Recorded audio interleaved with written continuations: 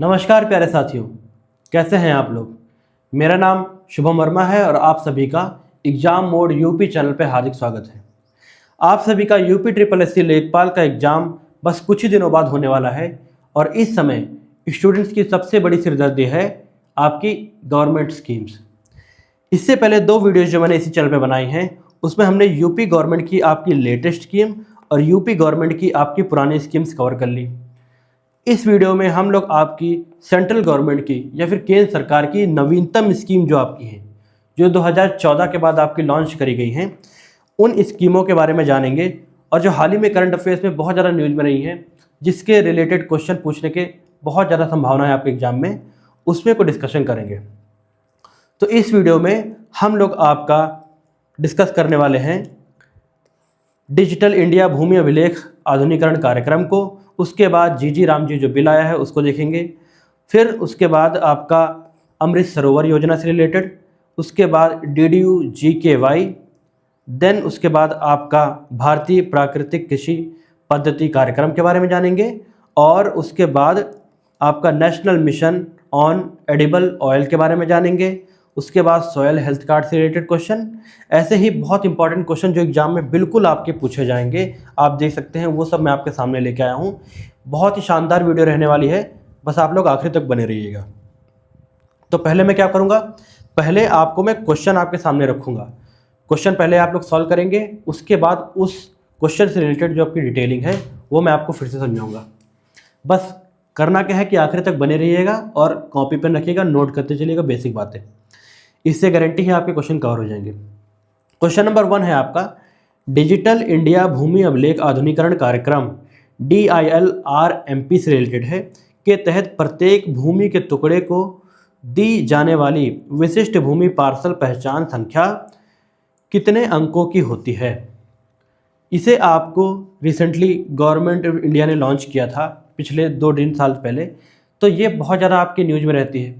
इसको आपको एक तरीके से भू आधार के नाम से भी जाना जाता है। तो पूछा गया है आपसे कि भू आधार आपका होता है या फिर आपका ULPIN यूनिक लैंड आपका जो नंबर होता है, पार्सल आइडेंटिफिकेशन नंबर, विशिष्ट भूमि पार्सल पहचान संख्या कितने अंकों की होती है। क्या वो 10 अंकों की होती है, 12 अंकों की, 14 अंकों की कि 16 अंकों की। तो इस क्वेश्चन का सही आंसर है आपकी 14 अंकों की। तो आखिर आपकी ये स्कीम क्या है, इसके बारे में जानना आपके लिए बहुत ज़्यादा जरूरी है, क्योंकि ये ग्रामीण क्षेत्र से आपका रिलेट करती है, तो एग्जाम में पूछने के बहुत ज़्यादा चांसेस हैं आपके। डिजिटल इंडिया भूमि अभिलेख आधुनिकरण कार्यक्रम आपका 2016 में इसका पुनर्गठन किया गया था। मूल रूप से यह योजना आपकी 2008 में लॉन्च करी गई थी। इसके बाद में आपको इसको विस्तृत तरीके से 2021-22 से 2025-26 तक सरकार ने लागू करने की बात करी। ग्रामीण विकास मंत्रालय की ये आपकी स्कीम है। इसमें क्या होता है कि जितनी भी भूमि होती है किसानों के पास जितनी भी भूमि होती है उसका एक तरीके से मैपिंग करना, किसकी हेल्प से, डिजिटल मानचित्र करना आपका सैटेलाइट के जरिए, और उस मानचित्र का बाद में एक रिकॉर्ड तैयार करना, रिकॉर्ड तैयार करने के बाद उसका पंजीकरण करना, आपका पंजीकरण करने के बाद क्या करना कि उसके लिए एक यूनिक नंबर देना। जैसा कि आपका आधार नंबर होता है, एक यूनिक नंबर होता है जो आपकी पहचान बताता है, उसी तरीके से उस ज़मीन का आपका मालिक कौन है, उस ज़मीन के बारे में जानकारी आपको भू आधार से पता लग सकती है या फिर आपका किससे, ULPIN से पता चल सकती है। ये आपका अल्फ़ा न्यूमेरिक कोड होता है। अल्फ़ा न्यूमेरिक मतलब कि इसमें बोथ आपके वर्ड भी होंगे और साथ में आपके इसमें रोमन अक्षर के भी जो आपके लेटर होंगे, दोनों चीज़ें होंगी, ठीक है, और साथ में आपके 1 2 3 4 वाले वर्ड भी होंगे। जैसे कि मान के चलिए मैं लिखता हूँ एक एग्जाम्पल के तौर पे आपसे, कुमार विनय, कितना हो गया, 1 2 3 4 5 6 7 8 9 10, ठीक है, फिर बाद में 75 25, एक बात है। अब ये 14 अंक का एक आपका यूनिक कोड हो गया। ऐसा ही अल्फ़ा न्यूमेरिक कोड होता है, इसमें आपका @ वगैरह भी सरकार इस्तेमाल कर सकती है। तो ये एक तरीके से भू आधार होता है जो दिया जाता है आपके किसी भी पर्टिकुलर ज़मीन को। होपफुली आपको समझ आएगा। अब इसके लाभ क्या होते हैं, इसके लाभ ये होते हैं कि इससे आपके जो विवाद होते हैं ग्रामीण क्षेत्रों में भूमि से रिलेटेड, वो उसका निपटारा हो सकेगा। भाई हर ज़मीन का एक पर्टिकुलर नंबर होगा और पर्टिकुलर मालिक के बारे में उसमें बताया गया होगा, तो उससे आपका क्या होता है, क्लियरिटी हो जाएगी, विवादों में कमी आपकी आएगी, आसान तरीके से आपके किसानों को ऋण मिल जाएगा, पारदर्शिता इससे होगी और भूमि सम्मान, एक तरीके से किसानों के पास राइट्स होंगे ज़मीन के, तो वो बहुत ज़्यादा आपके उन्नति करेंगे। डिजिटल रिकॉर्ड बनाने का पूरी तरीके से डिजिटल इंडिया का जो सपना साकार कर रही है सरकार, उससे रिलेटेड आपका कार्यक्रम है। मंत्रालय आपको याद रखना है, ग्रामीण विकास मंत्रालय, भूमि संसाधन विभाग के थ्रू आपकी ये स्कीम लॉन्च करी गई थी। बहुत ज़्यादा इंपॉर्टेंट है, ये क्वेश्चन भी आप याद रखिएगा, होपफुली आपका क्वेश्चन ऐसा ही आएगा। अब चलते हैं नेक्स्ट क्वेश्चन की ओर। अगला आपका है बहुत ही ज़्यादा एक तरीके से मैं कहूँ इम्पॉर्टेंट क्वेश्चन, और जो आपके एग्जाम में इस बार देखने को बहुत मिल सकता है। जो आपकी मनरेगा स्कीम है उसका नाम बदल के आपका जी राम जी बिल रख दिया गया है। विकसित भारत जी राम जी बिल अब रख दिया गया है, उसका अधिनियम नाम रख दिया गया है। तो उसके लिए कौन कौन से कथन आपके सही हैं, इससे रिलेटेड इन्फॉर्मेशन आपको आगे बताऊंगा। यह पिछले कानून द्वारा स्थापित 100 दिनों की रोजगार गारंटी को बनाए रखता है। दूसरा है, यह ग्रामीण रोजगार योजना को 125 दिनों की गारंटी के साथ केंद्र प्रायोजित मॉडल यानी कि सेंट्रली स्पॉन्सर्ड मॉडल में बदलता है। थर्ड है, यह विशेष रूप से विकसित भारत 2047 के दृष्टिकोण को समर्थन देने के लिए शहरी बुनियादी ढांचे में विकास के लिए केंद्रित है। और फोर्थ है, यह ग्रामीण श्रमिकों के लिए मजदूरी भुगतान प्रक्रिया को सरल बनाने के लिए बायोमेट्रिक प्रमाणीकरण की आवश्यकताओं को हटा देता है। अब देखिए इस क्वेश्चन का आंसर है, मान के चलिए मैं सोचता हूँ कि आपने we ji Ram ji bill आपने नहीं पढ़ा है, या फिर इस एक्ट के बारे में आपने नहीं पढ़ा है, तब ये क्वेश्चन आप कैसे सॉल्व करेंगे? कॉमन सेंस लगाइए, कॉमन सेंस लगाएंगे और जिस तरीके से करंट का सिनेरियो चल रहा है तो आप लोग क्वेश्चन आराम से सॉल्व कर सकते हैं। देखिए सोचिए जरा कि अगर अधिनियम को बदला गया होगा, अधिनियम को अगर बदला गया होगा, जो मनरेगा को बदल के कुछ और नाम रखा गया होगा, तो सिंपल सी बात है सरकार ने उसमें कुछ तो बदला ही होगा, तभी वो आपका अधिनियम आया है और क्वेश्चन भी आपके एग्जाम में पूछा गया है। तो यहाँ लिखा गया है कि पिछले कानून द्वारा स्थापित 100 दिनों को रोजगार गारंटी को बनाए रखता है। अब मान के चलिए ये हमको नहीं पता है, थोड़ा इसको डाउट में है, एक बार इसको छोड़ देते हैं। अगला आपका है, ये पढ़ते हैं हम लोग, यह विशेष रूप से विकसित भारत 2047 को दृष्टिकोण को समर्थन देने के लिए शहरी बुनियादी ढांचे के विकास पर केंद्रित है। अब आप सोचिए मनरेगा स्कीम आपके ग्रामीण क्षेत्रों में ज़्यादातर प्रचलित है। जब ग्रामीण क्षेत्र में प्रचलित है और उसी में संशोधन करके आपका वीबी जी राम जी लाया है, तो शहरी बुनियादी ढांचे को वो कैसे बदल सकता है? वो ग्रामीण क्षेत्र के लिए आपका रिलेटेड है, तो ये आप काट सकते हैं, ये गलत है। यह ग्रामीण श्रमिकों के लिए ये क्या बोलते हैं, बायोमेट्रिक प्रमाणीकरण आवश्यकता को हटा देता है। सोचिए जरा अगर सरकार कोई संशोधन लाएगी, तो अब जिस तरीके से डिजिटल इंडिया की बात चल रही है तो बायोमेट्रिक उसमें अनिवार्य होगा। भाई सिंपल सी बात है, सरकार इनोवेशन की तरफ चल रही है तो वो ऐसा करेगी। यहाँ पर तो लिखा हुआ है कि बायोमेट्रिक आपका हटा दिया जाएगा, ऐसा तो नहीं होगा, मतलब ये भी गलत है, ये दोनों गलत हो गए। अब जरा ये पढ़ते हैं, ये तो डाउट वाली थी। यह ग्रामीण रोजगार योजना को 125 दिनों की गारंटी के साथ केंद्र प्रायोजित मॉडल में बदलता है। अब भाई लाभ के लिए सरकार क्या करेगी, किसानों के लाभ के लिए कुछ तो करेगी, तो 100 से वो 125 आपका कर सकती है, उसको घटा तो सकती नहीं है। मतलब कि ये ऑप्शन सही होने के आपके ज़्यादा चांसेस है, तो मैं इस पर दांव खेलूंगा और होपफुली मेरा आंसर सही भी हो जाएगा। तो ये क्वेश्चन आपका, इसका आंसर क्या है, बी ऑप्शन आपका सही है। अब थोड़ा आपको समझाता हूँ इसके बारे में। पहले आपकी जो पूर्व की योजना थी वो मनरेगा नाम से चल रही थी, नरेगा 2005 में आपकी सरकार के द्वारा, भारत सरकार के द्वारा लाई गई थी। फिर उसके बाद 2025 में इसका नाम बदल के वीबी जी राम जी अधिनियम रख दिया गया है। ठीक है, वीबी जी राम जी अधिनियम इसका नाम रख दिया गया है, याद रखिएगा। तो पहले इसमें प्रत्येक ग्रामीण परिवार को प्रतिवर्ष आपके 100 दिन की रोजगार की गारंटी मनरेगा देता था। अब वही बढ़ाकर आपके 100 दिनों की रोजगार गारंटी को ज्यों का त्यों बनाए रखा गया है, लेकिन साथ में साथ उसमें 25 दिन और जोड़ दिए गए हैं। ठीक है, 125 दिन की अब गारंटी के बाद सरकार कर रही है। राज्यों पे अधिक लचीलापन था, मुख्यतः एक तरीके से राज्य के द्वारा वित्त पोषित आपकी करी जाती थी मनरेगा, और ये आपकी केंद्र प्रायोजित मॉडल पे कन्वर्ट हो गई है। मतलब कि सेंट्रली स्पॉन्सर्ड स्कीम जिसमें केंद्र और राज्यों का दोनों का राज्यांश होता है, तो इसमें कन्वर्ट आपका कर दिया गया था। ये भी आपका था, लेकिन इसमें राज्य की ज़्यादा आपकी वो होती थी, क्या बोलते हैं, वित्त पोषित होता था। ठीक है, तो पहले बायोमेट्रिक की आपकी एक तरीके से अनिवार्य नहीं था, लेकिन अब हर कार्य के लिए आपके बायोमेट्रिक क्या हो गया है, वो कन्वर्ट कर दिया गया कि बायोमेट्रिक के थ्रू ही आपका क्या लगेगा, हाजिरी लगेगी, और बायोमेट्रिक के थ्रू आपका जो फ़ोटो वोटो खींचा जाएगा, उसके बाद वो अपलोड किया जाएगा कि हाँ वहाँ काम चल रहा है। उसके बाद बायोमेट्रिक के हेल्प से ही उसकी सैलरी अब क्या होगी, हर वीकली ट्रांसफ़र होगी, हर हफ्ते उसकी सैलरी जो आपके मनरेगा में काम कर रहा है उसकी ट्रांसफ़र होगी। ये चीज़ आपको दिमाग में रखना है। इसको विकसित भारत 2047 का लक्ष्य लेकर आपको ये अधिनियम लाया गया है। जानने के लिए ये आपके ज़रूरी है। इसको जो आपका है ये ग्रामीण विकास मंत्रालय भारत सरकार द्वारा आपका लॉन्च करा गया है। ठीक है, अधिनियम आपके 2025 में आया है। तो ये मनरेगा और आपका वीबी जी राम जी बिल से रिलेटेड इंपॉर्टेंट क्वेश्चन था, आपके एग्जाम में ये आ सकता है, तो हमने डिस्कस कर लिया। अब आगे हम लोग चलेंगे आपका नेक्स्ट क्वेश्चन की ओर। अमृत सरोवर जो योजना है आपका, जो मिशन अमृत सरोवर आपका चल रहा है भारत सरकार द्वारा, इससे रिलेटेड क्वेश्चन है वो बताइए, उसके बाद आगे डिस्कशन करेंगे। भारत का पहला अमृत सरोवर उत्तर प्रदेश के रामपुर पटवाई में स्थापित किया गया था। ये एक स्टेटमेंट है। उत्तर प्रदेश ने इस मिशन के तहत सबसे अधिक तालाबों का निर्माण करने वाला देश का शीर्ष राज्य बना है और इस मिशन का लक्ष्य प्रत्येक जिलों में कम से कम 75 अमृत सरोवर का निर्माण का पुनरुद्धार कर या फिर उसको मतलब एक से रिजुविनेशन करने की बात करी गई है। चौथा है उपरोक्त सभी। तो जो आपका अमृत सरोवर अमृत सरोवर जो आपका योजना चालू करी गई है, ये बेसिकली से आपको जो तालाब जो आपके थे, तालाबों का एक तरीके से पुनर्गठन, एक तरीके से उनका सौंदर्यीकरण करने के लिए आपकी करी गई है। उनकी गहराई बढ़ाई जाए ताकि उसमें और ज़्यादा पानी इकट्ठा हो सके, ताकि सूखे के वक्त वही तालाब आपके काम आ सके किसानों के लिए। तो अमृत सरोवर योजना है, इसके लिए आपकी शुरुआत आपकी अप्रैल 2022 में करी गई थी और उत्तर प्रदेश आपका पहला आपका राज्य बना था जिसने अमृत सरोवर योजना के तहत रामपुर पटवाई में एक आपका अमृत सरोवर तालाब बनाया था। और उत्तर प्रदेश पहला आपका राज्य है जो सबसे ज़्यादा अधिक तालाब बनाने की संख्या में नंबर 1 है। पूरे भारत में सबसे ज़्यादा अमृत सरोवर आपको कहाँ मिलेंगे, तो वो उत्तर प्रदेश में मिलेंगे आपको।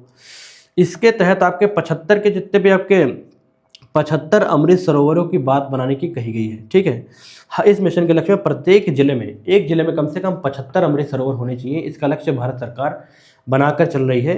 अप्रैल 2022 में कैबिनेट के द्वारा ये आपकी लाई गई थी योजना। इसके तहत आपका देश भर में, मैंने आपको बता ही दिया कि 75,000 अमृत सरोवर का निर्माण करने के लिए बात करी गई है भारत सरकार द्वारा। तो बाकी इंपॉर्टेंट जो फैक्ट थी वो हमने यहाँ डिस्कस कर लिए। यहीं से आपका क्वेश्चन पूछा जाएगा।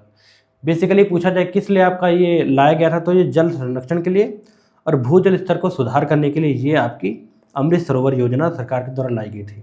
ठीक है, तो पूछा जाए तो ये कौन से आपका मिनिस्ट्री के थ्रू इम्प्लीमेंट किया जा रहा है।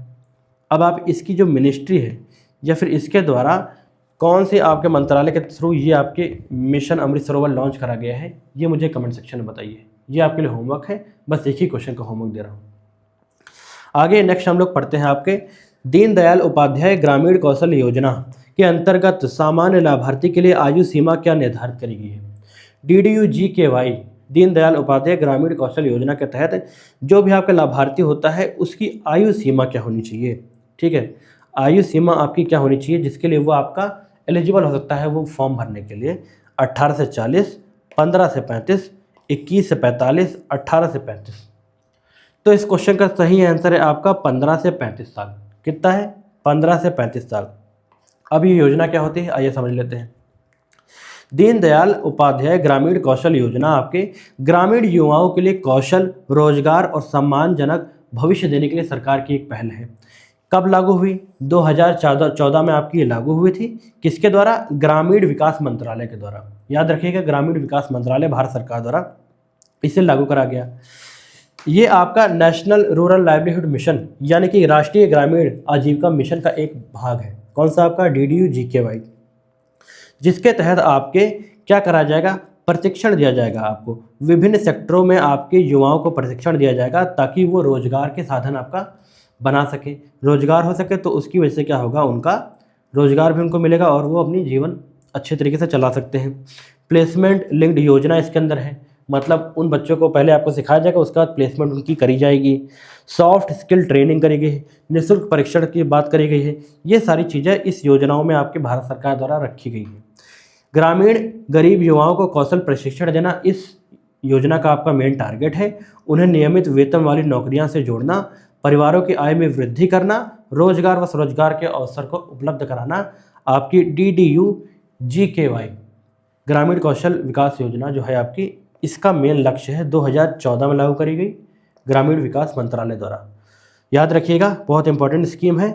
ठीक है, तो पूछ सकता है आपकी कार्यान्वयन एजेंसी, जो कार्यान्वयन एजेंसी इम्प्लीमेंटिंग एजेंसी कौन कौन सी है, तो इसकी इम्प्लीमेंटिंग एजेंसी आपकी ग्रामीण विकास मंत्रालय है, राज्य ग्रामीण आजीविका मिशन है, मतलब SRLM, जैसे NRLM होता है वैसे SRLM भी होता है, और प्रोजेक्ट लिंक्ड एजेंसियाँ भी हैं। ठीक है, ये सभी आपकी इसमें इम्प्लीमेंटेशन एजेंसी। तो ये DDU GKY से रिलेटेड क्वेश्चन था। अगला क्वेश्चन है आपका भारतीय प्राकृतिक कृषि पद्धति कार्यक्रम से रिलेटेड। बहुत इंपॉर्टेंट आपकी स्कीम है और ये चांसेस है कि ये आपके ग्रामीण क्षेत्र से रिलेट करती है, तो आपके UPSSC लेखपाल एग्जाम में या फिर किसी भी एग्जाम की जिसे आप तैयारी कर रहे हैं ये पूछ सकता है आपसे। तो संबंध में एक कौन सा कथन आपका सही ये बताना है। यह योजना रासायनिक उर्वरकों के अधिक उपयोग को बढ़ावा देने हेतु शुरू करी गई है। यह योजना परंपरागत कृषि विकास योजना की उपयोजना है। यह योजना ग्रामीण विकास मंत्रालय द्वारा संचालित करी जा रही है।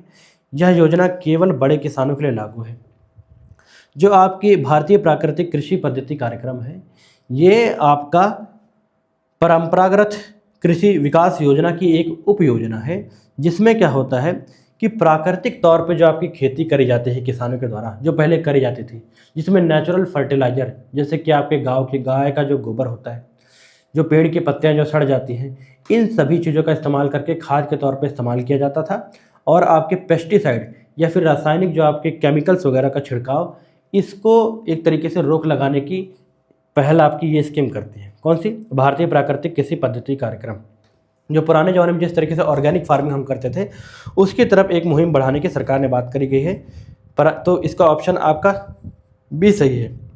अब इससे रिलेटेड कुछ फैक्ट हैं जो जानना बहुत ज़रूरी है, एग्जाम में पूछा जाएगा। कब लागू हुई? 2020-21 में। मंत्रालय कौन है आपका? कृषि एवं किसान कल्याण मंत्रालय। कौन सा? कृषि, मिनिस्ट्री ऑफ एग्रीकल्चर इससे रिलेटेड है। यहाँ पर आपका ग्रामीण विकास मंत्रालय है, तो ये गलत है, आपका कृषि मंत्रालय आपका है। याद रखिएगा भाई, सिंपल सी बात है कि यहाँ पर प्राकृतिक कृषि की बात करी हुई है तो कृषि मंत्रालय होगा, ऑब्वियस सी बात है। ठीक है, पारंपरिक जो आपकी परंपरागत कृषि विकास योजना चल रही थी, उसकी एक उप योजना है ये, याद रखिएगा। इसमें जो रासायनिक मैंने आपको बताया था, रासायनिक उर्वरकों कीटनाशकों की कमी करने के लिए सरकार बात कह रही है।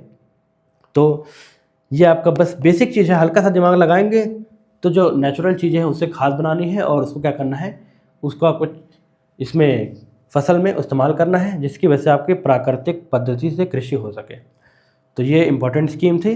अब चलते हैं आगे, इसका मंत्रालय और कब शुरू हुई और इसका काम क्या है ये याद रखिएगा, और इस स्कीम की उप स्कीम आपकी है, ये चीज़ें याद रखनी है। आगे हम लोग चलेंगे आपका national mission on edible oil. आपका राष्ट्रीय मिशन चल रहा है एडिबल ऑयल, यानी कि जो खाने के लिए जो आप तेल इस्तेमाल करते हैं, उसके लिए एक राष्ट्रीय मिशन लाया गया सरकार के द्वारा। के संबंध में कौन सा कथन आपका सही है ये बताना है। यह योजना मुख्यतः दालों के उत्पादनों को बढ़ाने के लिए शुरू करी गई है। यह योजना खाद्य तेलों के घरेलू उत्पादन को बढ़ाकर आयात पर निर्भरता कम करने हेतु शुरू किया गया है। यह योजना केवल पशुपालन को बढ़ावा देने के लिए प्रारंभ करी गई है। यह योजना केवल गेहूं के उत्पादन में वृद्धि के लिए शुरू करी गई है।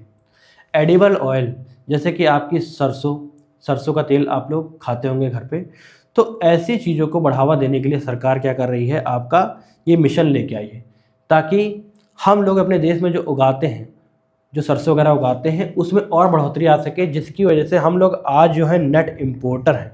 मतलब कि हमारे पास आयात ज़्यादा है। 55 से 60% के बीच में जितना भी हम लोग तेल अपना इस्तेमाल करते हैं खाने के लिए, वो हम विदेशों से आयात करते हैं। अपना निर्यात हमारा ज़्यादा नहीं हो पाता है। तो सरकार की ये योजना है कि निर्यात भी हो सके और अपने जो घर में हम लोग अपना जो खाते पीते हैं उसके लिए तो हम लोग सेल्फ सफिशिएंट हो ही जाए। तो इसके लिए आपकी योजना लाई गई है खाद्य तेलों के लिए। यहाँ पर खाद्य तेलों घरेलू उत्पादन को बढ़ाकर निर्भरता कम करने की बात करी गई है। ये आपकी जो और ये चीज़ है जो दालों के लिए है, ये दालों की योजना, और दूसरी है आपकी ये ऑयल सीड से रिलेटेड नहीं है और पशुपालन और गेहूँ से इसका कोई लेना नहीं है। अब इससे रिलेटेड आपका 2021 में ये स्कीम आपकी लॉन्च करी गई थी, याद रखिएगा। National mission on palm oil आपका लॉन्च करा गया था, फिर उसे आगे चढ़ के आपको 2023 में आपका national mission on edible oil, ठीक है। एडिबल ऑयल जैसे पाम ऑयल था पहले, उसके बाद एडिबल ऑयल जिसमें सरसों वरसों कई चीज़ें आती हैं, तो इन सब चीज़ों को भी आपका इंक्लूड किया गया है। कृषि मंत्रालय द्वारा आपका मिनिस्ट्री ऑफ एग्रीकल्चर के द्वारा ये आपका स्कीम लाई गई है भारत सरकार द्वारा। याद रखिएगा, इसमें जो आपके लक्षित क्षेत्र है ये आपके पूर्वोत्तर के जो राज्य हैं, अंडमान निकोबार और उपयुक्त राज्य और अलग अलग राज्य हैं वो तो हैं ही, लेकिन ये इंपॉर्टेंट आपके पूर्वोत्तर और अंडमान के राज्य आपके इसमें शामिल है द्वीप समूह। प्रमुख विशेषताएं इसकी हैं कि ऑयल पाम की खेती पर विशेष फोकस करा जाएगा, किसानों की वित्तीय सहायता का प्रोत्साहन करा जाएगा। ये सब बेसिक बातें हैं। बेसिकली आयात निर्भरता 2023-24 में अगर आप देखेंगे तो 60 से 65% था, फिर लेकिन इस स्कीम के बाद जब धीरे धीरे इसका इम्प्लीमेंटेशन होने लग गया तो 55 से 60% के बीच में अब रह गया है। होपफुली आगे वो और कम हो सकता है। तो ये चीज़ आपको याद रखनी है। National mission on edible oil, इससे रिलेटेड क्वेश्चन आपके एग्जाम में आ सकता है। ठीक, मंत्रालय और कब लॉन्च किया गया है ये जरूर याद रखिएगा, और इसका आपको क्या इसके बेनिफिट है ये याद रखना है। ठीक है, आगे चलते हैं। अपना नेक्स्ट हम लोग क्वेश्चन देखते हैं। सॉयल हेल्थ कार्ड योजना से रिलेटेड क्वेश्चन है।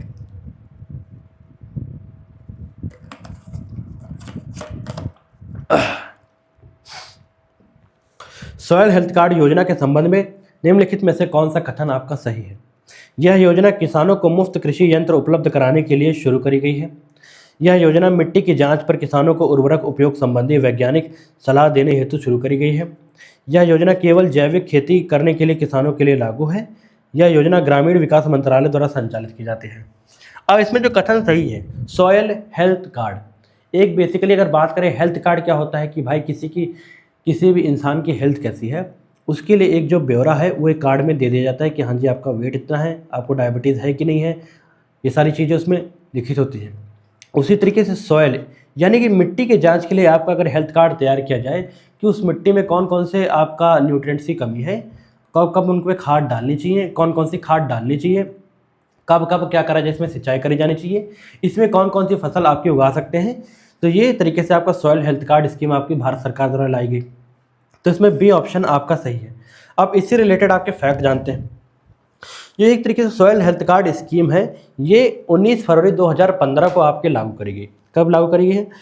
19 फरवरी 2015 को सूरतगढ़ राजस्थान से इसकी स्टार्टिंग करी गई थी भारत सरकार द्वारा। कृषि मंत्रालय इसकी नोडल एजेंसी है, ये याद रखिएगा। इसका मुख्य उद्देश्य मैंने आपको बता दिया है, मिट्टी की सेहत को वैज्ञानिक परीक्षण करना और बताना किसानों को कि कौन कौन से आपके न्यूट्रिएंट्स की कमी है आपके किसमें मिट्टी में, ताकि आप फसल अच्छे से उगा सकते हैं। सामान्यतः मिट्टी की जांच हर 2 वर्ष में आपकी करी जानी इसके लिए तय है। तो मिट्टी की जांच की रिपोर्ट जो आती है उसमें बेसिक न्यूट्रिएंट्स आपके जैसे एनपीके की रिपोर्ट, नाइट्रोजन, फास्फोरस और पोटाश की आपकी रिपोर्ट, फिर पीएच का स्तर है कि आपकी जो मिट्टी है ये आपकी क्षारीय है या फिर लवणीय है, एसिडिक है या बेसिक है, उसके बारे में बताना। ऑर्गेनिक कार्बन की आपके जो मिट्टी है उसमें पूर्णता है कि नहीं है। ठीक है, ये सब चीज़ों को आपको बताना इस सॉयल हेल्थ कार्ड स्कीम का आपका मेन उद्देश्य है। सभी किसानों के लिए आपके ली गई है, छोटे, सीमांत, मध्यम और बड़े सभी किसानों के लिए ये स्कीम लागू है। आपको ये बेसिक चीज़ें याद रखनी है। 2 वर्ष वाला क्राइटेरिया याद रखिएगा, मिनिस्ट्री याद रखना है, कब लॉन्च हुई है, उसके बेसिक आपके क्या क्राइटेरिया हैं। तो ये सॉयल हेल्थ कार्ड स्कीम थी, होपफुली आपको समझ आएगा। नेक्स्ट जो आपका क्वेश्चन है वो प्रधानमंत्री किसान मानधन योजना से रिलेटेड क्वेश्चन है। इसमें ऑप्शन आपके दे रखे हैं, यह योजना केवल 60 वर्ष से अधिक आयु के किसानों के लिए लागू है। सेकंड में यह दिया गया है कि 60 वर्ष की आयु के बाद 5,000 प्रति माह पेंशन मिली जाएगी किसानों को। 18 से 40 वर्ष की आयु के छोटे एवं सीमांत किसानों को स्वैच्छिक आधार पर शामिल हो सकते हैं इसमें, और यह राज्य सरकार के द्वारा संचालित पेंशन योजना है। तो पहली बात तो राज्य सरकार द्वारा यह हो नहीं सकती क्योंकि यहाँ पर लिखा है पीएम प्रधानमंत्री, तो ये ऑप्शन ऑटोमेटिकली गलत हो जाता है। इस क्वेश्चन का सही आंसर है आपका 18 से 40 साल। 18 से 40 साल के जितने भी आपके युवा हैं वे स्वेच्छा से अपना कंट्रीब्यूशन करके फिर जब वो 60 साल के आपके होंगे तब उनको 3,000 रुपये प्रति माह आपकी पेंशन दी जाएगी। जब किसान आपका बूढ़ा हो जाएगा और वो किसी पर आश्रित हो जाएगा उस समय उनकी देखभाल करने के लिए सरकार ने ये योजना चालू करी है, किसान मानधन योजना, जिसके लिए उनको पेंशन दी जाएगी। जब वो 60 साल के हो जाएंगे तो उनके खाते में 3,000 रुपये प्रति माह पेंशन के तौर पे दिया जाएगा। 12 सितंबर 2019 से इसे लॉन्च करा गया था, कृषि मंत्रालय द्वारा इसे लॉन्च किया गया था। इसमें क्या होता है कि प्रति वर्ष जब आपका 60 वर्ष की आयु के बाद किसान को 3,000 रुपये प्रति माह देने की बात करी गई है, मतलब कि वार्षिक पेंशन आपके 36,000 के आसपास हो जाएगी। किसान की आयु अगर 18 साल है तो 55 रुपये पर मंथ वो जमा कर सकता है अपने खाते में। 30 अगर वर्ष का है वो तो 110 रुपये, 40 वर्ष का है तो 200 रुपये जमा करके वो बाद में इस स्कीम का हिस्सा बन सकता है आपका। याद रखना है कि कौन कौन इसके लिए पात्र होगा, ये पूछ सकता है आपसे। तो इसमें आपके छोटे एवं सीमांत किसान, जिनके पास 2 हेक्टेयर से कम भूमि हो वो किसान, आयु 18 से 40 साल के किसान वो इसमें लागू हो सकते हैं, आयकर दाता ना हो, मतलब जो टैक्स अगर भर रहा होगा तो वो इस स्कीम के लिए आपके एलिजिबल नहीं होगा। साथ ही साथ EPFO की जो स्कीम है, ठीक है, ये आपका इन सभी स्कीमों के प्रति वो सदस्य ना हो इसका। एक आपका असंगठित क्षेत्र जो होता है उसके लिए आपकी पेंशन योजना सरकार के द्वारा लाई गई है, जिसमें उन लोगों को जो 60 साल के जब हो जाएंगे तब उनको पेंशन दी जाएगी। यहाँ पर आपकी किसान को पेंशन दी जाएगी। इसी तरीके से आपका अटल पेंशन योजना एक है, जिसमें कोई भी भारत का आम नागरिक है, 18 से 40 साल का है, वो अगर रुपया जमा करता है तो 60 साल को उसको भी 3000 रुपये दिए जाएंगे। तो ये 3 तरीके की स्कीम है और तीनों का काम आपका पेंशन देना है, एक किसानों को और एक असंगठित क्षेत्र के जो आपके लोग होते हैं उनको, और थर्ड जो आपका है वो किसको देना है, वो किसी भी भारत के आम नागरिक को पेंशन देने की बात इसमें करी गई है। अटल पेंशन योजना उसका नाम है। तो किसान और केंद्र सरकार इसमें आपका क्या करता है, योगदान देते हैं और बाद में किसानों को इससे लाभ हो सकता है 60 साल के बाद। तो होपफुली क्या होगा, आपको ये समझ आया होगा, ठीक है। नज़दीकी CSC में जाके कोई भी इसका आपका रजिस्ट्रेशन करा सकता है। तो ये इंपॉर्टेंट स्कीम से आपके एग्जाम में पूछी जाएगी। नेक्स्ट जो आपका है वो आपका क्वेश्चन है सुकन्या समृद्धि योजना से रिलेटेड। सुकन्या समृद्धि योजना से संबंध में कथनों पर विचार कीजिए। इस योजना के अंतर्गत खाता खोलने के लिए बालिका की आयु 10 वर्ष से कम होनी चाहिए। सेकंड है, इस योजना में न्यूनतम वार्षिक जमा राशि 500 रुपये निर्धारित करी गई है। थर्ड है, इस योजना में जमा राशि, अर्जित ब्याज तथा परिपक्वता राशि सभी आयकर से मुक्त है। और फोर्थ है, 18 वर्ष की आयु पूर्ण करने के बाद उच्च शिक्षा हेतु आंशिक निकासी की अनुमति इसमें प्रोवाइडेड करी गई है। तो आपकी सुकन्या समृद्धि योजना बहुत ही ज़्यादा आपकी दूरदर्शी योजना है भारत सरकार की, और ये बहुत सारी आपकी जो बच्चियों को बेनिफिट भी कर रहा है। एक तो हमारे भारत का लिंगानुपात कम है और कुछ राज्य हैं उसमें लिंगानुपात बहुत ज़्यादा कम है, उसको पूरा करने के लिए और आपकी महिलाओं की शिक्षा के लिए और महिलाओं का विकास हो सके, बच्चियों का विकास हो सके, उसके लिए सरकार ये आपकी योजना लाई थी। कौन सी? सुकन्या समृद्धि योजना। इसमें क्या होता है कि आपकी जो बालिका होती है, अगर उसकी आयु 10 वर्ष से कम है तब ही उसका आपका अकाउंट खोला जा सकता है, ठीक, उसका अकाउंट आपका खोला जा सकता है। न्यूनतम राशि आपकी 500 रुपया नहीं है। अगर 500 रुपया नहीं है तो आप सेकंड को काट सकते हैं, तो आप 2 ऑप्शन पे बचते हैं, आप थर्ड देखना है कि सही है कि नहीं है। इसे कहते हैं एलिमिनेशन टेक्निक।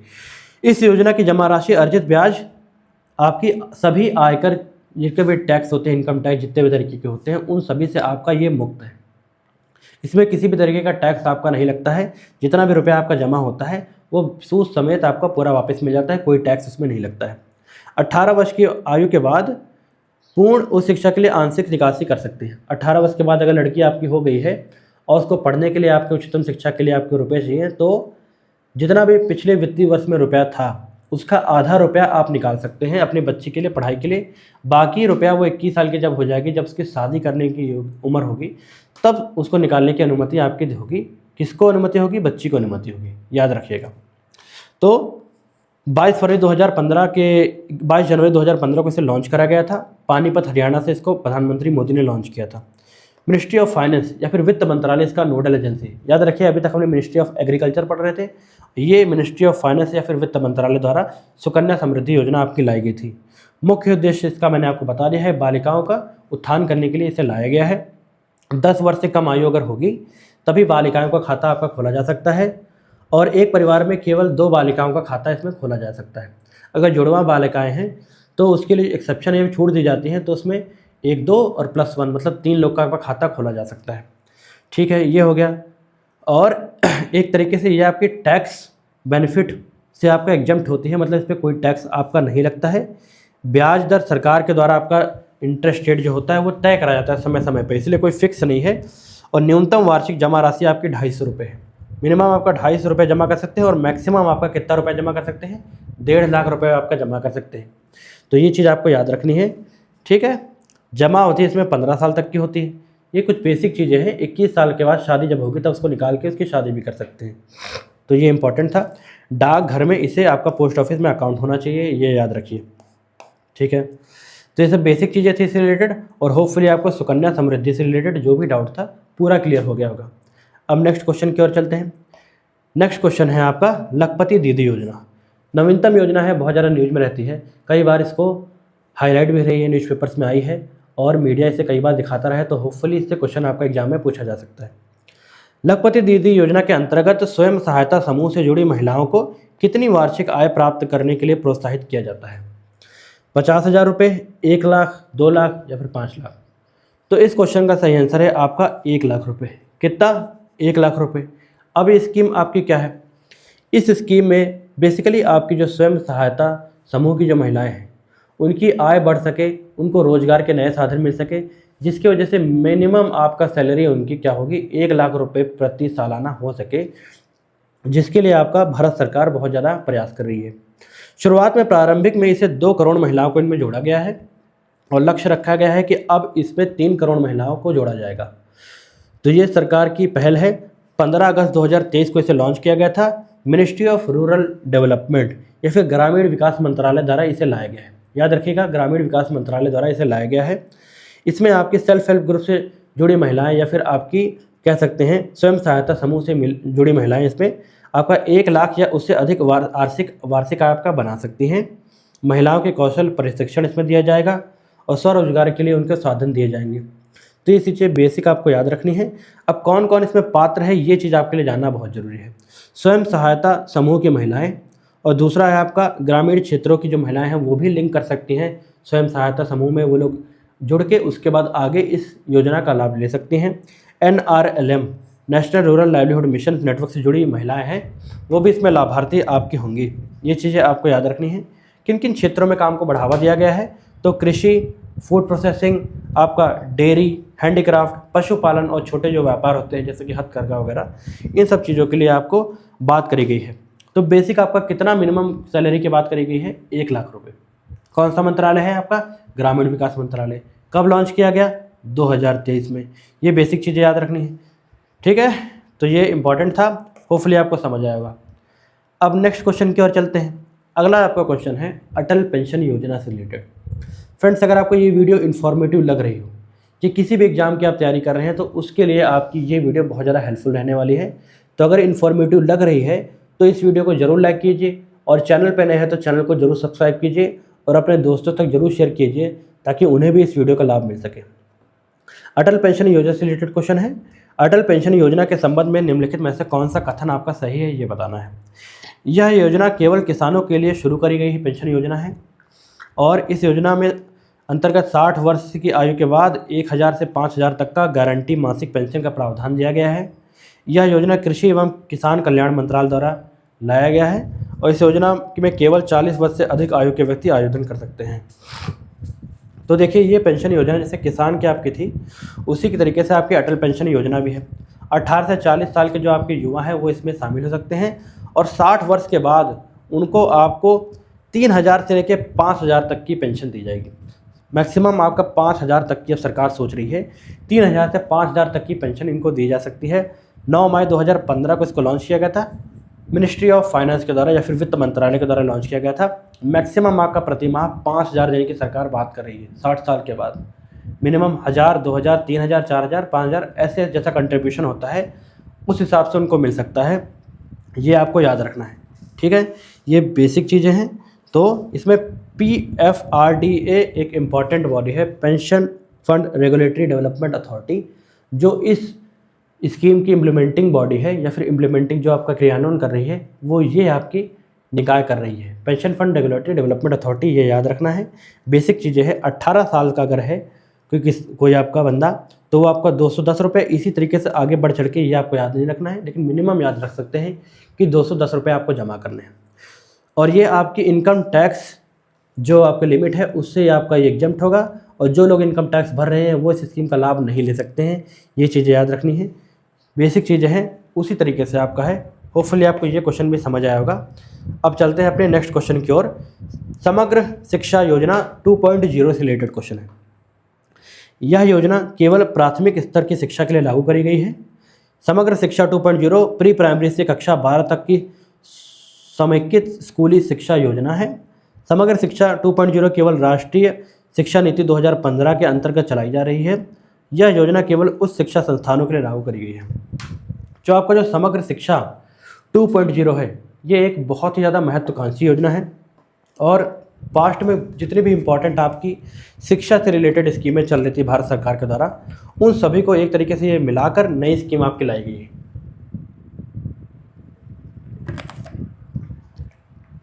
स्कीम का नाम है आपका समग्र शिक्षा योजना 2.0।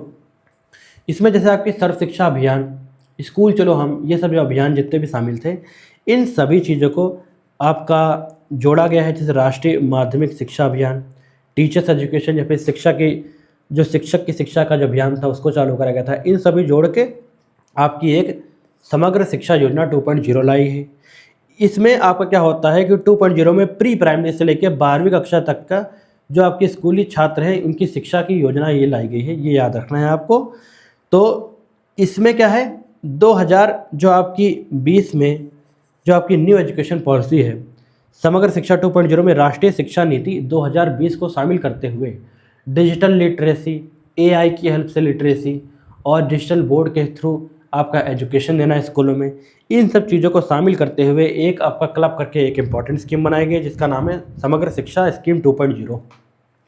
2021 से 22 के बीच में इसे लॉन्च किया गया था। पहले समग्र शिक्षा अभियान आपका 2018 में लागू करा गया था, फिर 2.0 जो आपका लाया गया है ये आपका 2021-22 में लाया गया है। याद रखना है, मिनिस्ट्री ऑफ एजुकेशन इसकी नोडल मंत्रालय है या फिर आपका शिक्षा मंत्रालय। शिक्षा मंत्रालय का पहले नाम क्या था, मानव संसाधन एवं विकास मंत्रालय, जिसको बाद में बदल के शिक्षा मंत्रालय रख दिया गया है। तो इसमें आपका न्यू एजुकेशन पॉलिसी 2020 से रिलेटेड है, ये इसमें याद रखना है आपको। सबसे बेसिक चीज़ है, ये आपसे पूछा जा सकता है। प्री प्राइमरी से 12वीं क्लास तक सभी बच्चों के लिए है आपका, ये चीज़ें याद रखनी है, ठीक है। इसकी प्रमुख विशेषताएं हैं, निपुण भारत स्कीम जो आपकी है, इन सब चीज़ों को इसमें क्लब करके एक तरीके से एक होलसम प्रोग्राम चलाया गया है। स्कीम का नाम क्या है, समग्र शिक्षा योजना 2.0। अगले क्वेश्चन की ओर चलते हैं। जननी सुरक्षा योजना JSY से संबंध निम्नलिखित में से कौन सा कथन आपका सही है, ये आपको बताना है। यह योजना 12 अप्रैल 2005 को शुरू करी गई थी। यह योजना केवल शहरी क्षेत्रों में गर्भवती महिलाओं के लिए लाई गई है। यह योजना स्वास्थ्य एवं परिवार कल्याण मंत्रालय के अंतर्गत राष्ट्रीय स्वास्थ्य मिशन का हिस्सा है। यह योजना का मुख्य उद्देश्य संस्थागत प्रसव को बढ़ावा देना और मातृ मृत्यु दर को बढ़ाना है।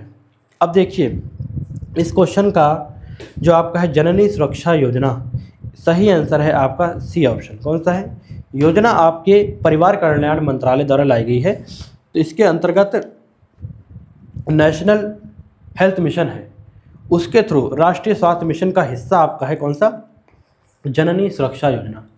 इससे रिलेटेड इंपॉर्टेंट फैक्ट क्या है, ये याद रखना है। अब इस ऑप्शन को तो आप ऐसे एलिमिनेट कर सकते थे।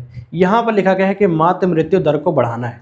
भाई कोई स्कीम ऐसी हो सकती है जिसमें मातृ मृत्यु दर, मैटरनल मोर्टेलिटी रेट को बढ़ाया जाए। सरकार पागल तो है नहीं, कैसे चूतिया वाली जो स्कीम लेके आएगी, सॉरी, ठीक है। तो ये चीज़ जो है थोड़ा गलत है। डी ऑप्शन इसमें आपका बिल्कुल रॉन्ग है, ठीक है। तो और ये ऑप्शन इसमें सही है। अब इससे रिलेटेड इंपॉर्टेंट जो है हम लोग चीज़ें जान लेते हैं आपके। 12 अप्रैल सन 2005 को पहले आपका नेशनल रूरल हेल्थ मिशन आपका लॉन्च करा गया, ठीक है। National rural health mission launch किया गया और बाद में उसे आपका राष्ट्रीय स्वास्थ्य मिशन या फिर आपका नेशनल हेल्थ मिशन का इसे नाम दे दिया गया। इसी के अंडर आपका कौन सा जननी सुरक्षा योजना आपकी आती है। इसके मुख्य उद्देश्य क्षेत्र कौन कौन से इसमें शामिल हैं, ग्रामीण क्षेत्र की महिलाएं भी शामिल है, शहरी क्षेत्र की महिलाएं शामिल है। इसमें एक आपकी आशा बहु अपॉइंट करी जाती है, ये भी आपके शामिल है। प्रोत्साहन इनकी कितनी राशि है आशा बहुओं की, वो सरकार द्वारा, राज्य सरकार द्वारा आपकी तय करी जाएगी। तो इसमें क्या होता है, आपका मुख्य उद्देश्य इस स्कीम के क्या क्या हैं, संस्थागत प्रसव को बढ़ावा देना इस स्कीम का काम है। गर्भवती महिलाओं को सुरक्षित मातृत्व प्रदान करना और शिशु मृत्यु दर और MMR दोनों में आपकी कमी करना इसका काम है। मातृ मृत्यु दर और शिशु मृत्यु दर को कमी करना इसका काम है और गरीब गर्भवती महिलाओं को वित्तीय सहायता देना इस स्कीम का मेन काम है। कौन पात्र है इसके, गर्भवती महिलाएं इसके लिए पात्र हैं। बेसिकली आपका फोकस्ड एरिया है BPL, बिलो पॉवर्टी लाइन वाले जो परिवार है उनको मेन सरकार उत्थान करना चाहती है उनका। SC ST की महिलाएं और आपका लो परफॉर्मिंग स्टेट जो है, जो आपका गरीब राज्य हैं, उनमें जो महिलाएं हैं उनके उत्थान के लिए ये आपकी स्कीम बेसिकली लाई गई है, ठीक है। तो ये इंपॉर्टेंट स्कीम थी। होपफुली आपको इससे रिलेटेड चीज़ें समझ आई होंगी, ठीक है। तो इसी के अंडर आपका हर महीने की जो 9 तारीख होती है, हर महीने की शुरुआती की जो 9 तारीख होती है, उसमें आपका फ्री मेडिकल चेकअप भी होता है। फ्री मेडिकल चेकअप होता है किनको? आपका गर्भवती महिलाओं का, ठीक है। ये चीज़ें याद रखनी है, ठीक। तो ये किसके द्वारा लॉन्च करी गई है? आपका कौन से मंत्रालय है? Ministry of health and family welfare, ठीक, स्वास्थ्य मंत्रालय द्वारा। अगला क्वेश्चन देखते हैं। इंटेंसिफाइड मिशन इंद्रधनुष, IMI से रिलेटेड क्वेश्चन है, इसके संबंध में बताना है आपको। यह योजना किसानों को स्वास्थ्य बीमा उपलब्ध कराने के लिए शुरू करी गई है। यह छूटे गए बच्चों और गर्भवती महिलाओं को पूर्ण टीकाकरण हेतु अभियान चलाया गया है। इस योजना को बाल विकास मंत्रालय द्वारा संचालित किया जाता है। इसका मुख्य उद्देश्य केवल शहरी क्षेत्रों में स्वास्थ्य केंद्र स्थापित करना है। तो देखिए, एक आपका मिशन इंद्रधनुष था जो 2014 में लाया गया था। उसके बाद आपका इंटेंसिफाइड इंद्रधनुष मिशन लाया गया है। मिशन इंद्रधनुष में आपका जो महिलाएं थी, ठीक है, गर्भवती महिलाएं और साथ ही साथ जो आपके शिशु हैं, दोनों का आपका वैक्सीनेशन हो सके, ठीक है, उनका टीकाकरण हो सके, इसी वजह से आपकी वो स्कीम लाई गई थी। और उसके बाद आगे चल के इंटेंसिफाइड मिशन इंद्रधनुष लाया गया। इसमें जो आपकी महिलाएं छूट गई थी या फिर जो बच्चे टीकाकरण से लिए छूट गए थे, उनको इसमें शामिल करा गया ताकि उनका पूर्ण टीकाकरण आपका हो सके। ये इस आपका स्कीम का मेन उद्देश्य है। कब लागू करा गया? अक्टूबर 2017 में आपका लागू करा गया था। याद रखना है, मूल मिशन आपका इंद्रधनुष 2014 में था। उसके बाद इंटेंसिफाइड आपका कब लागू करा गया है? 2017 में। Ministry of health and family welfare मतलब कि परिवार कल्याण मंत्रालय द्वारा इसको लागू करा गया था। अच्छा, कितनी बीमारियों से सुरक्षा इसमें दी जाती है? ये याद रखना है आपको, ये पूछा जाता है। डिप्थीरिया, काली खांसी, टेटनस, पोलियो, टीबी, खसरा, हेपेटाइटिस बी। मुख्यतः आपकी ये जो 7 हैं, ये तो इंक्लूड करी गई है। इसके अलावा भी हैं, वो भी इसमें इंक्लूड करी गई हैं, ये जरूर याद रखना है। इसमें आपका वैक्सीनेशन होता है, एक तरीके से टीकाकरण होता है आपकी गर्भवती महिलाओं का, और आपका 0 से 2 साल के बच्चों का टीकाकरण होता है। ये चीज़ इसमें याद रखनी है, बेसिक चीज़ है, टीकाकरण के लिए लाई गई है, प्रोग्राम आपका है। ये चीज़ पूछी जा सकती है। मंत्रालय पूछा जा सकता है, कब लॉन्च करा गया है, और 2014 में जिसका नाम था वो क्या था, ये पूछा जा सकता है। तो ये इंपॉर्टेंट था आपको। होपफुली आपको इससे रिलेटेड जो इंपॉर्टेंट फैक्ट था वो मैं आपको समझा पाया हूँगा, ठीक है। बाकी PDF में अपलोड कर दूँगा टेलीग्राम ग्रुप में, वहाँ से आप लोग डाउनलोड कर सकते हैं। अगला क्वेश्चन है आपका PM विकास से रिलेटेड। प्रधानमंत्री विरासत जो योजना है उससे रिलेटेड आपका एक तरीके से स्कीम है।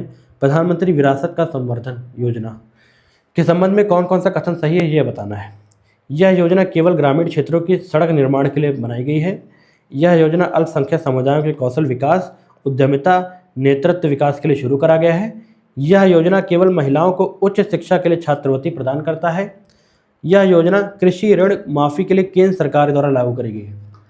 अब इस स्कीम का जो मेन आपका उद्देश्य है क्या है, यहीं से पढ़ सकते हैं। प्रधानमंत्री विरासत से संवर्धन PM विकास योजना। जितने भी आपके अल्पसंख्यक समाज के लोग हैं, अल्पसंख्यक समाज के जो आपके धर्म के लोग हैं, उनका जो आपका पेशा चला आ रहा था, जो पुराने कई पीढ़ियों से चला आ रहा है, जैसे कुछ लोग आपके बढ़ाई हो सकते हैं भाई, कुछ लोग कुछ भी हो सकते हैं, ठीक है, कोई कपड़े का काम कर रहा है, तो उन सब का जो कला जो चली आ रही है उसको सरकार एक तरीके से और थोड़ा मॉडर्नाइज करा के और उनकी थोड़ा हेल्प करके, ताकि उनको रोजगार के साधन मिल सके, इसके लिए आपकी PM विकास योजना लाई गई है, ठीक है। यह योजना अल्पसंख्यक समुदायों को कौशल विकास, उद्यमिता और नेतृत्व विकास के लिए शुरू करी गई है। बी ऑप्शन आपका इसमें सही है।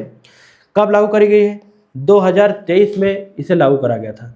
पुनर्गठित आपका करा गया था 2023 में। मिनिस्ट्री ऑफ माइनॉरिटी अफेयर्स जो आपका अल्पसंख्यक मंत्रालय है उसके द्वारा आपकी ये स्कीम लाई गई थी।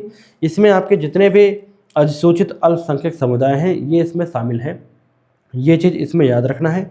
केंद्र स्तर पर केंद्र और राज्य दोनों मिलाकर इसका क्रियान्वयन करेंगे, ये चीज़ याद रखना है। बेसिक चीज़ है, ज़्यादा कुछ इसमें ज़्यादा कुछ खास कोई रॉकेट साइंस नहीं है।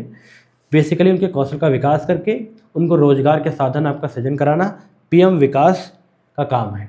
या फिर प्रधानमंत्री विरासत से संवर्धन, विरासत जो आपकी थी, जो पहले विरासत थी, कोई उनके रोजगार के साधन थे, उससे संवर्धन करना, उससे रोजगार के और साधन बनाना, इसका काम है। अब पुरानी कौन कौन सी योजनाएं हैं जो इसमें शामिल कर दी गई हैं, ये चीज़ जानना बहुत ज़रूरी है। उन सबको क्लब करके ये स्कीम आपकी लाई गई है।